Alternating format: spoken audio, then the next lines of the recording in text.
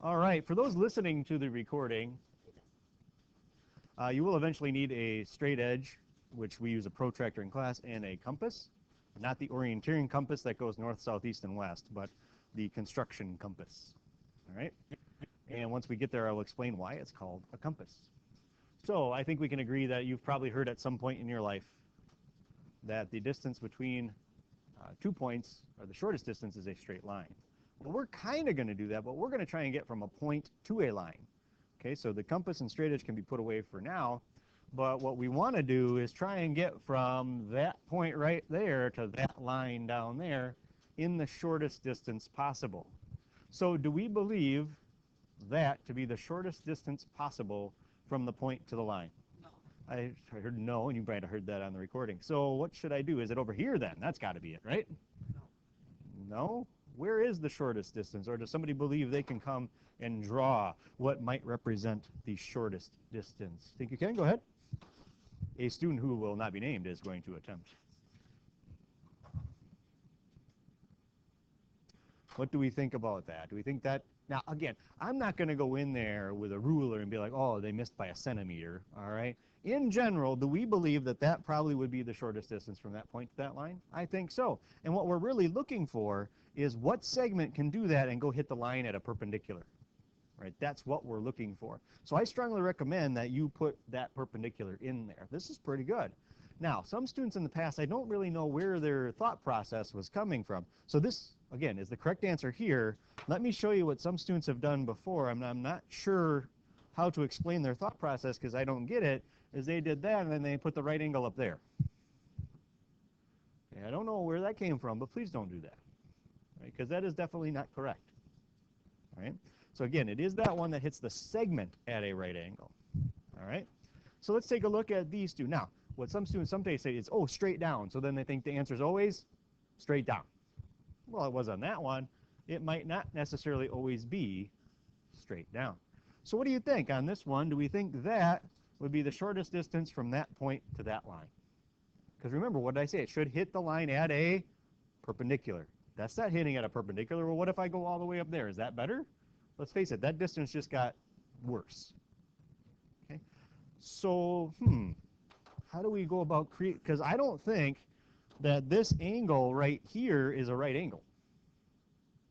So how can I get it so that the segment I draw from the point to the line actually hits the line at a right angle?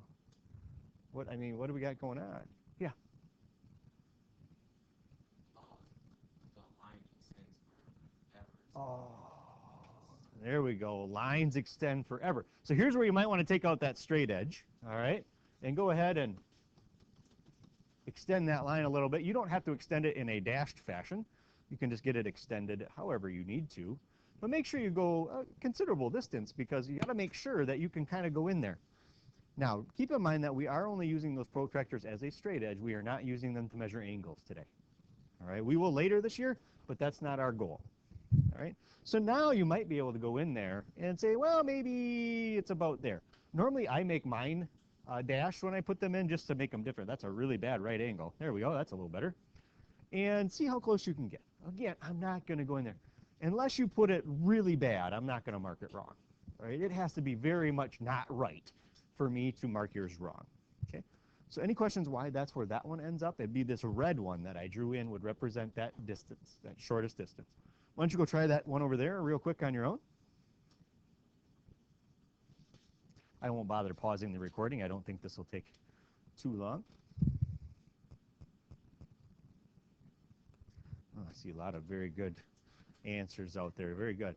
So again, stay away. Like this definitely doesn't go straight down. This first one we did over there, and this one definitely doesn't go straight. I'd say this one kind of almost goes horizontal. Wow, that's bad. Almost goes horizontal, right? And I'd say it would look something like that. Okay.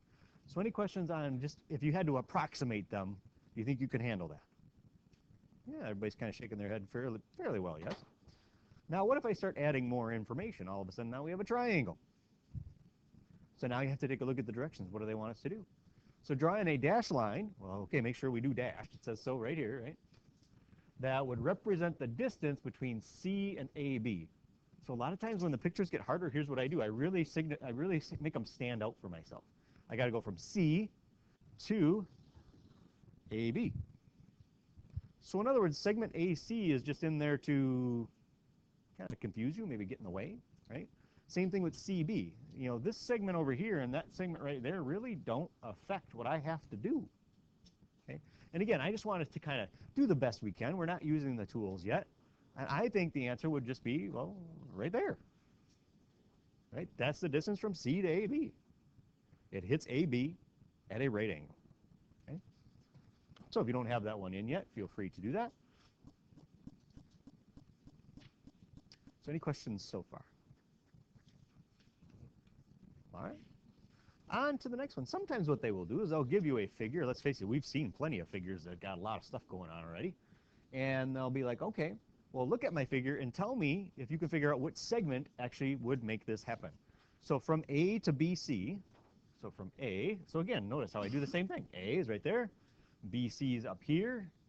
Do we think there is a segment already in the picture that would actually represent that shortest distance? So again, you're looking for that segment that goes and becomes perpendicular to the line, right? Not to the point, but to the line. Do we believe it's strong? Because maybe it's not. Maybe they lied to me. Maybe it's not in there. But I think this particular one actually is, right? I can get from A to BC, and I would follow this, right? That's the one you would draw. So now what do I put for my answer? It's looking for a segment. So do you think segment AE is an acceptable answer? No, that's not the distance, right? It doesn't make it all the way. It'd be segment AB. So now the question is, can you put segment BA? Is that acceptable? Absolutely. Do you have to put both? No, I mean, but either one's fine, okay? So what I would like you to do right now is I am going to pause the video. So those of you listening to the video, actually go do this. Don't just wait for the video to start again, all right? And I'm going to pause it and let you try the next ones on your own. All right, let's bring it back up here. As I was going around, I kind of looked at some students' answers, and I stole some answers. Again, I won't give their names because of the recording. But one answer I saw for B was Ed.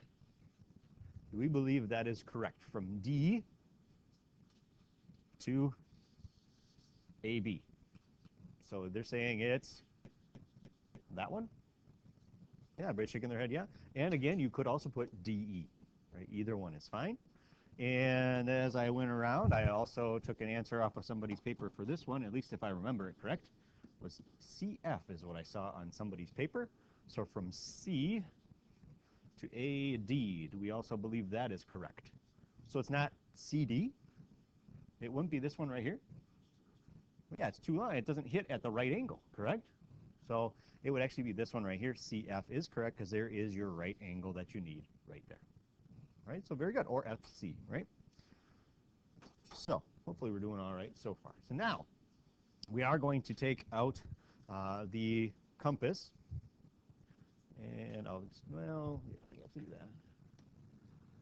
So the compass is this one here. For those of you watching the recording, it should look something like that tool. Now, more likely when you think of a compass, you probably were thinking the orienteering compass, which is the one that has north, south, east, and west on it, correct? Okay, that is also a compass. But believe it or not, it's called a compass because this tool that you currently are looking at on the screen, or maybe have in your hand, it was called a compass to begin with. Because this is how they used to figure out which way they were going. And when I say they, I mean sailors.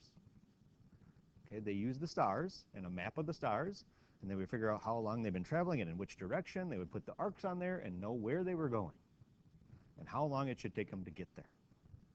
Okay, so believe it or not, the one that you're thinking of is actually called the compass because this is, not because of anything else. Right? Kind of weird. This one here is what's called a rusty compass. At least I hope you have a rusty one, meaning you can kind of get it locked into place for a little bit. Okay, the ancient Greeks had compasses, but they lost their setting right away. Theirs didn't. They couldn't hold on a setting at all. So those were called collapsible. Right? So yours is called rusty. Hopefully it's rusty.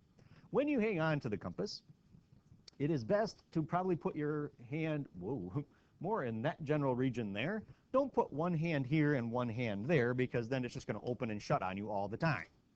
All right? Also, when you write with a pencil, I actually have found a student that does pretty much write straight up and down with their pencil. I don't know how, all right, but they do. Do pencils really appreciate being written straight up and down? Do pencils really appreciate that? Not so much, okay? So please tip your compass a little bit. Now, I know those watching the recording can't see what I'm doing right now, but when you use it, tip your compass a little bit. And what some students do is when using it, they clear their desk quite a bit so that once they tip their compass and they have it in location, they don't move the compass, they move the paper. Because then they can just hold the compass and keep it from opening or shutting, correct? But notice, my hand is up at the depth. I don't have them down at the bottom where I could open and shut it. Then they just kind of move their paper. So again, yeah, you might want to get your stuff off your desk so your phone doesn't go flying or something like that. So we are going to use the compass and the straight edge to actually construct the perpendicular. Now, some students in the past have thought, oh, I am very clever. I will use the protractor and just use it to make a right angle and then make some random marks on my paper and see if Mr. Boquist will notice. Yes, I know what construction marks I'm looking for. I can tell if you did it the way you were supposed to or not. I've been at this a long time. All right, so your compass has more like a tip and also a writing edge, correct? And so to start this, what you're going to do is you're going to take the tip and put it on point A. All right, and then you're going to open the compass, because I think, now real quick, I'm going to do this. Now this is not what I want you to do, but can we agree the perpendicular is probably somewhere about in there? Right, we can get close, right? We know about where it is. So I would say go about where it is, and then make sure your compass is open to a point where it's beyond that, because I'm going to make an arc, and I need my arc to hit that segment twice. So if I make an arc right now, is it going to hit my segment twice? No, that doesn't work very well, right? And so what I have to do is make sure that it's open enough so that that will happen. So let's get it back there so I can get it going. All right, I think, this setting's probably okay, right? Some people like to keep their settings close, some make it really big. As long as it hits the segment twice, it really doesn't matter, all right? So I'm going to go ahead and make an arc and make sure it hits my segment twice. You don't have to go much beyond that, okay? Some people just like making lots of circles, and I'll be honest with you, for now that probably won't be too bad. But we are going to start doing some more complicated stuff as we go along, so you might want to try and keep your marks to a minimum if you can. So some students just like to make the marks. Some give themselves little notes off to the side, like step 1, this is what you do. Step 2, this is what you do, okay? Now I can look at it and remember what I did. And if you're one that can't, then you should write stuff down, okay? So we pretty much just put the tip on point A and made sure our arc hit the segment twice, okay? These little things, we've just basically created 2 new points. I call them anchors. That is not an official vocabulary term. I just call them anchors. That is fine, yep. You just didn't need the whole circle, but that's fine, If it was bad, you can feel free to erase and go again, yep, if it didn't quite work out the way you wanted it to. Now what if, real quick, what if you just made your arc way too big? Let's say this was my arc right here. Well, if that's your arc, just extend your segment, right? You just have to hit the segment twice, it's fine. Right? Uh-oh, I hope I don't delete the wrong thing. Oh, all right. So is everybody good so far? You got an arc on there? Again, I call them anchors. That's not an official vocabulary term, the blue dots there, because I created 2 new points. So that would be kind of step 1. Step 2 is you kind of go to one of your anchors, put your tip on one of your anchors. And the actual rule is you have to have a setting on your compass that is more than halfway between your anchors. Can you agree that I now have a setting that is more than halfway between my anchors? In fact, it's beyond my anchors. A setting too small, like look at that, is that more than halfway between my points? It's not. That's not going to work, and I'll show you why. I don't want you putting it in your notes, but I will show you why that won't work. It has to be more than halfway. So what some people do is they just go the whole way, and they're like, okay, good. Okay? Now, remember, we were guessing, again, don't put out, we kind of guessed earlier where the perpendicular was going to be. So point A is above the line, so I would go and put an arc kind of below the line down here from one of the anchors. Here's where it's really important. You have to keep your setting. Whatever setting you're at right now has to stay. Again, I see some of us have our compass straight up and down. Doesn't like that. So tip it. And again, you might want to just move your paper. Okay? I know for some of us this is very new, and we all have varying degrees of fine motor skills. All right? And that's okay. I'm not going to grade you on your artistic ability. So I have this setting, and I'll come around and help you in a second. I'm going to get it so I did it from one of the anchors. So what do you suppose I'm going to do? Keep that setting and do it from the other anchor.